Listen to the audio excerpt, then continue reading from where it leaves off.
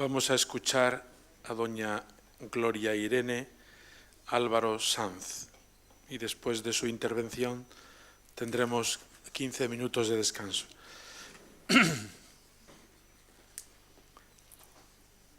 Doña Gloria Irene Álvaro Sanz es licenciada en Filología Románica por la Universidad de Salamanca. Ha sido catedrática de Lengua y Literatura en institutos durante 35 años. Miembro fundador de la Sociedad Española de Lingüística. Cruz de Alfonso X el Sabio al mérito docente. Consagrada en el Orden de las Vírgenes por Monseñor Delicado Baeza, arzobispo de Valladolid, en 1989. Ha participado como representante de las Vírgenes Consagradas Españolas en la organización de los 2 congresos internacionales del Orden de las Vírgenes celebrados en Roma. Y ahí fue donde pude conocerla, puesto que era yo el obispo asesor del Orden de las Vírgenes en España. E intervino en este congreso internacional, en el segundo, con una conferencia sobre San Juan de la Cruz.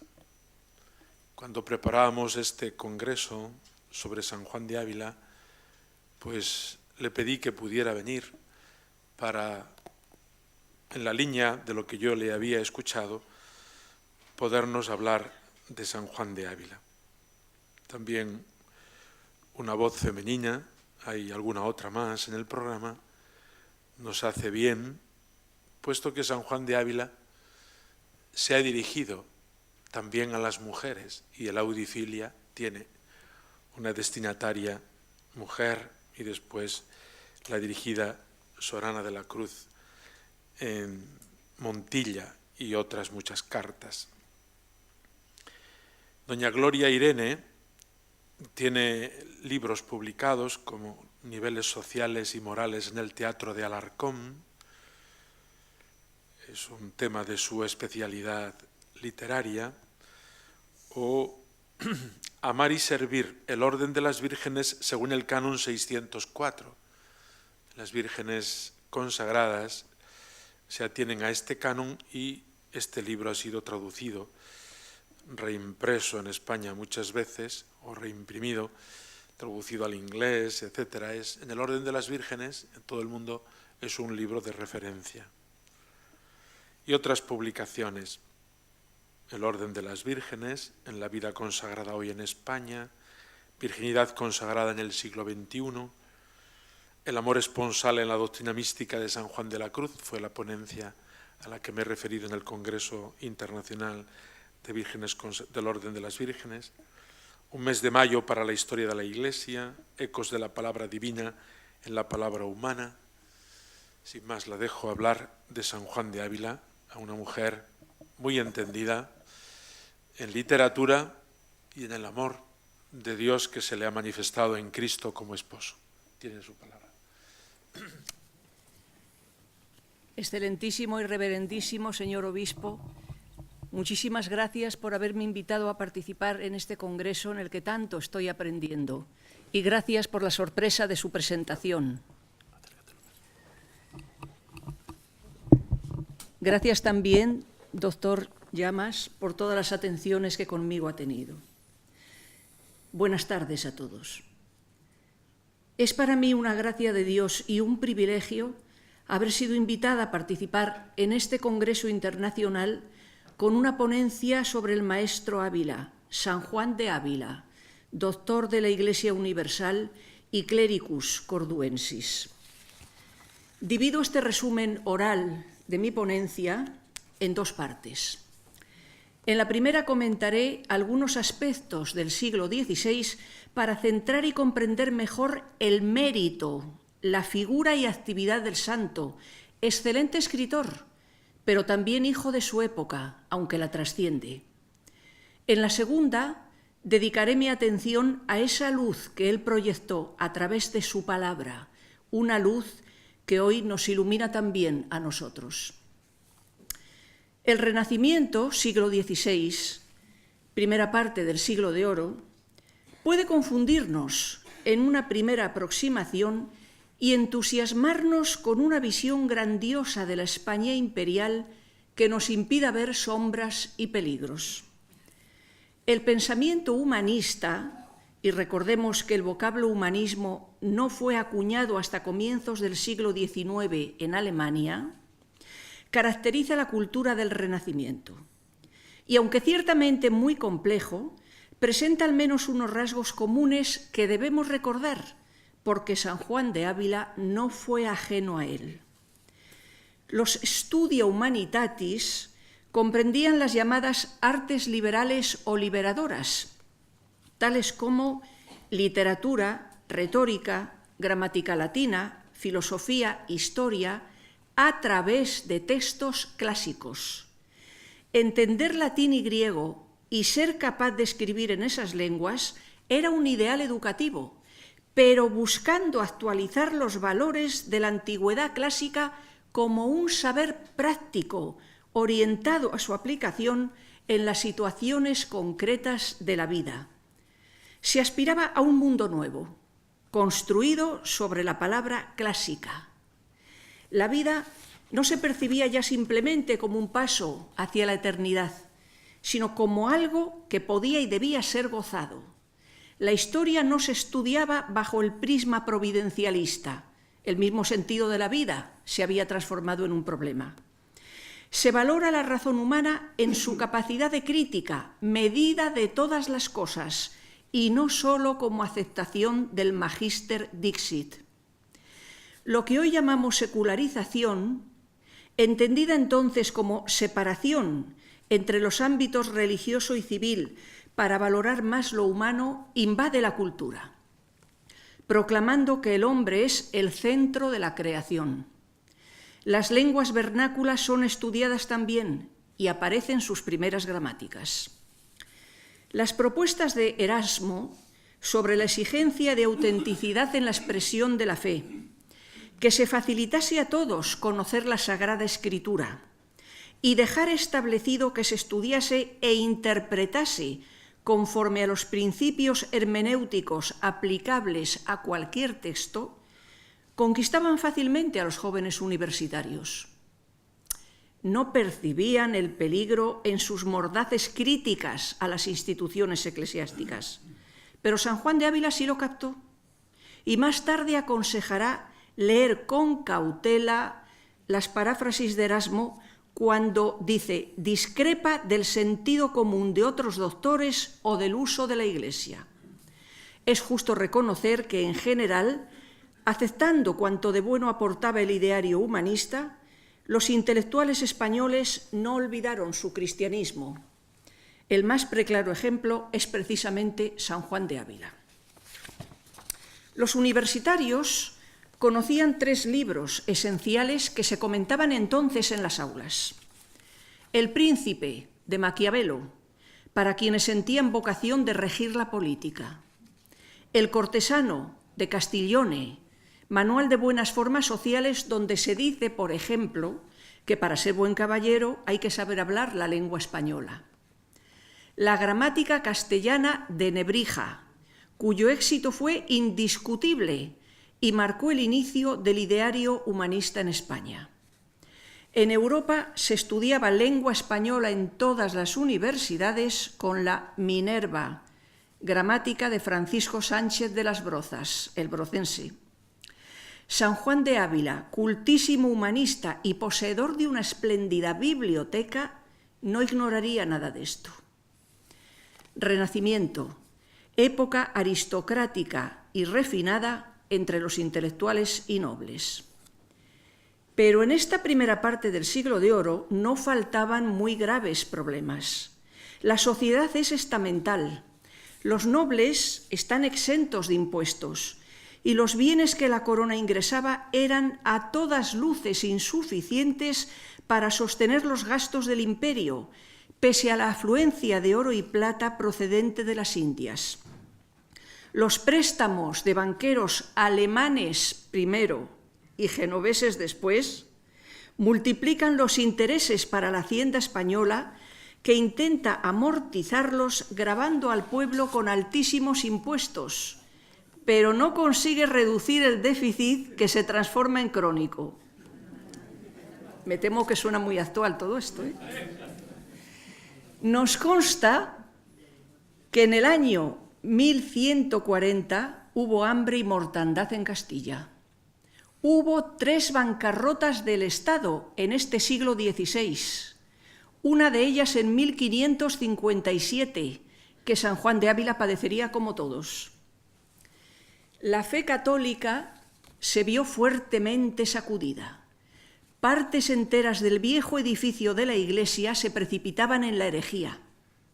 La reforma protestante, el cisma anglicano y la amenaza turca proyectaban un panorama muy sombrío, más aún en una sociedad como la española, con cristianos viejos, judeoconversos, alumbrados, moriscos, erasmistas, círculos luteranos. Sin ir más lejos, en 1527, la Conferencia de Teólogos de mi ciudad de Valladolid se saldó con el triunfo de los erasmistas. El propio San Juan de Ávila habla de peligrosísimos tiempos y, más aún, afirma lo siguiente: en tales tiempos estamos que ninguna cosa debemos tener por segura. Pero Dios no abandonó a su pueblo. El Concilio de Trento y San Juan de Ávila serán las antorchas que iluminarán la noche. Amigo y consejero de futuros santos, San Juan de Ávila quizás sea el maestro espiritual más consultado en aquella época tan difícil. Para comprobar y recibir esa luz he elegido el epistolario. Disponemos de 263 cartas, no todas completas, aunque debió de escribir muchas más, y concretamente han atraído mi atención las más de 100 dirigidas a mujeres.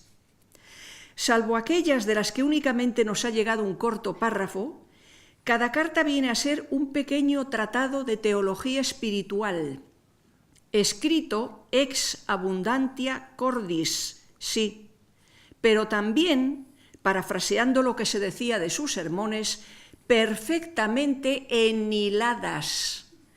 El diccionario de la Real Academia Española define enhilar como colocar en su debido lugar las ideas de un escrito o discurso. San Juan de Ávila era un excelente comunicador. Comparto la opinión de Jiménez Duque cuando define las cartas como lo más valioso del legado doctrinal y literario del maestro. Y recordemos que las ediciones del epistolario inmediatamente se multiplicaron en el extranjero. No hay diferencias entre lo aconsejado a mujeres y varones cuando los problemas consultados eran los mismos. Y eso en una época en que el inquisidor Fernando Valdés era enemigo de cosas de contemplación para mujeres de carpinteros. Eso decía Fernando Valdés. Y era normal escuchar en sermones que las mujeres tomen su rueca y su rosario y no curen de más devociones. San Juan de Ávila, devotísimo de la Virgen María, no asumirá esos discursos y se preocupará por la enseñanza de las niñas, especialmente de las huérfanas desamparadas. Pide para ellas una buena maestra, pues decía que, por ser su peligro más cierto, han menester mayor remedio. Como recursos lingüísticos, señalo algunos que aparecen en las cartas. En el primer párrafo, el santo muestra claramente lo que hoy llamamos empatía con el sufrimiento de la mujer que le consulta. No se trata de frases corteses para salir del paso, sino de profunda comprensión. Eso se capta en el estilo. Por ejemplo, que se me mueven las entrañas de compasión. Y en otra ocasión dice, mi ánima ama a la de vuestra merced porque Dios la ama. A partir de ahí comienzan sus consejos. siempre buscando consolar a la destinataria. Para ello recurre al empleo frecuente de interrogaciones y exclamaciones, no simplemente retóricas, sino verdaderas apelaciones para invitar a la reflexión y al abandono de pensamientos tristes. En cada carta hay llamadas apremiantes al gozo, la alegría, la confianza. Miren qué cita. Y pues de Dios se ha fiado, viva alegre. Este consejo podría ser el resumen de tantas recomendaciones sobre esa actitud. Y pues de Dios se ha fiado, viva alegre. Apoya siempre sus consejos con numerosas citas de la Sagrada Escritura como máximo argumento de autoridad. Profundo conocedor de las Sagradas Escrituras, dijo de él Benedicto XVI al proclamarle doctor de la Iglesia.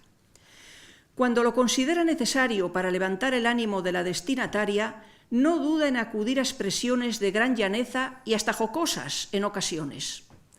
Por ejemplo, dice a una, quien tiene pico para pedir cruz, tenga hombros para llevarla. Y a otra dama le dice, deme licencia para reñirle.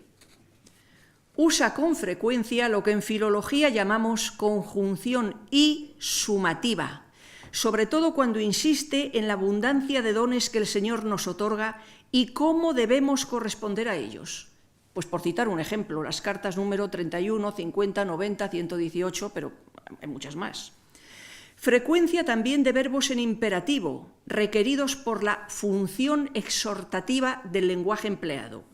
Amad, advierta, dígame, levántese, enjugue, cerrad. Su expresión es clarísima, sencilla. No busca el lucimiento personal, sino dejar las ideas firmemente asentadas. Por eso no encontraremos recursos lingüísticos complicados. Es verdad que en alguna ocasión utiliza el latinismo copia, en su sentido original. Pero también es cierto que ese vocablo era sin duda conocido por las personas del nivel cultural que recibían sus cartas. Las cartas, lingüísticamente hablando, son textos argumentativos.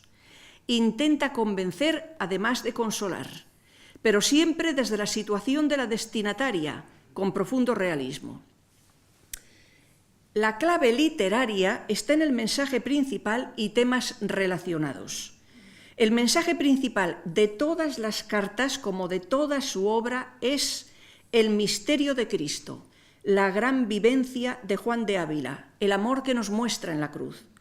En consecuencia, por nuestra parte, debemos servir y vivir con entrega total a sus divinos planes, sin abatirnos nunca, y amar la santa humanidad de Cristo, nuestro Redentor.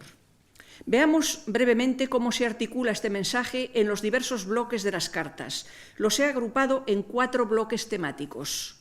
Consejos en crisis vocacionales, dolor por la muerte de un ser querido, enfermedad y sufrimientos diversos.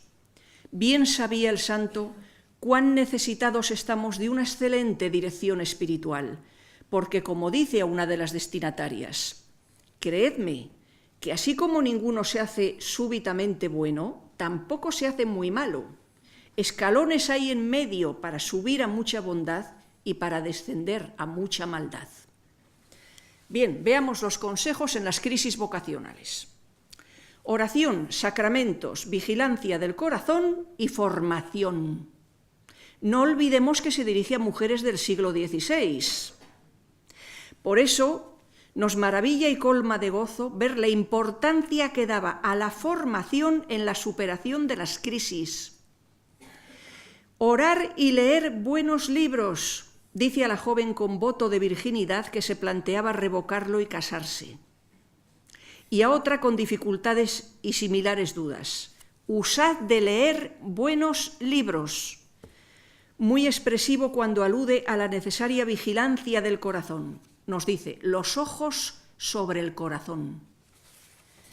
La oración nos colma de alegría y nos dice, otro rato tan alegre no hay como cuando estamos solos con Dios.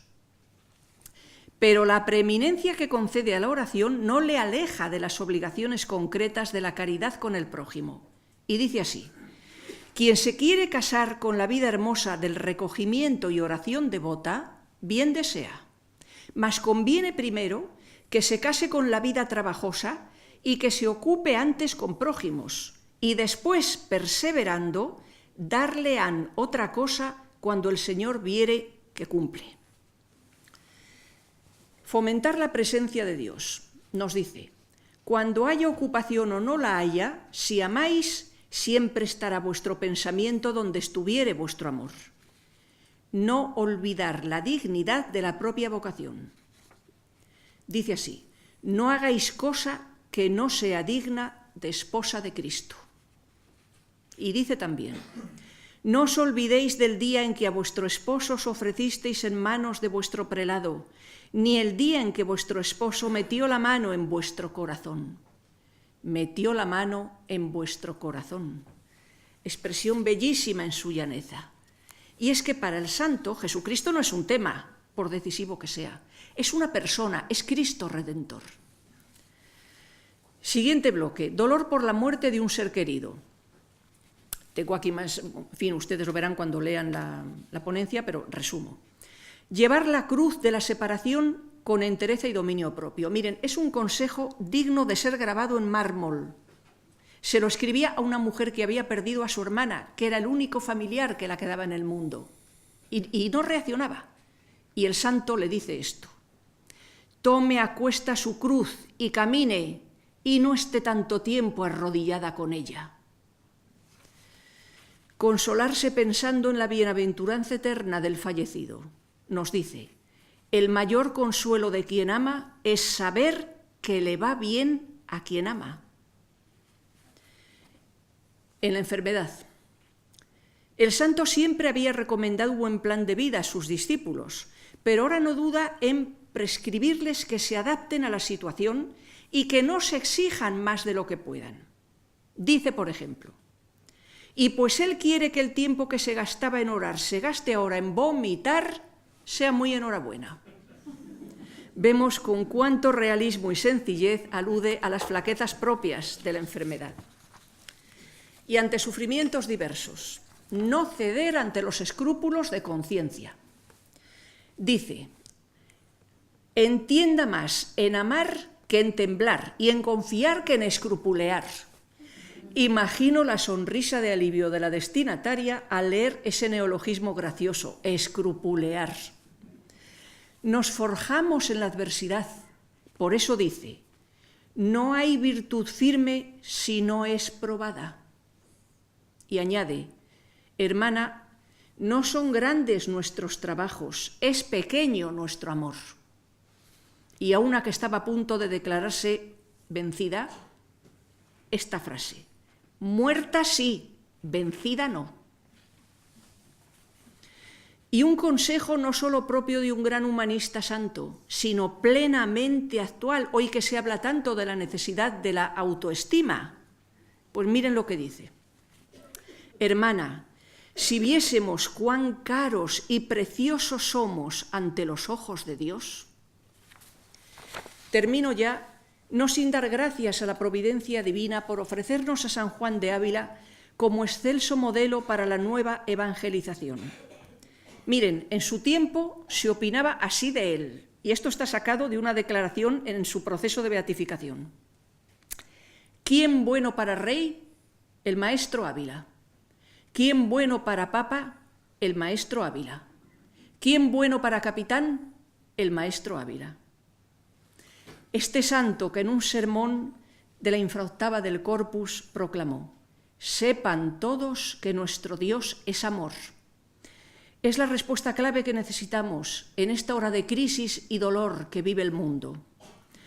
Por eso no nos extrañe la fuerza que San Juan de Ávila nos regala con estas palabras suyas. Sea por amor, sea por vergüenza, sea por codicia, sea por temor, no te cumple otra cosa que ser sierva del Señor y trabajar por tenerle contento. Gracias a todos.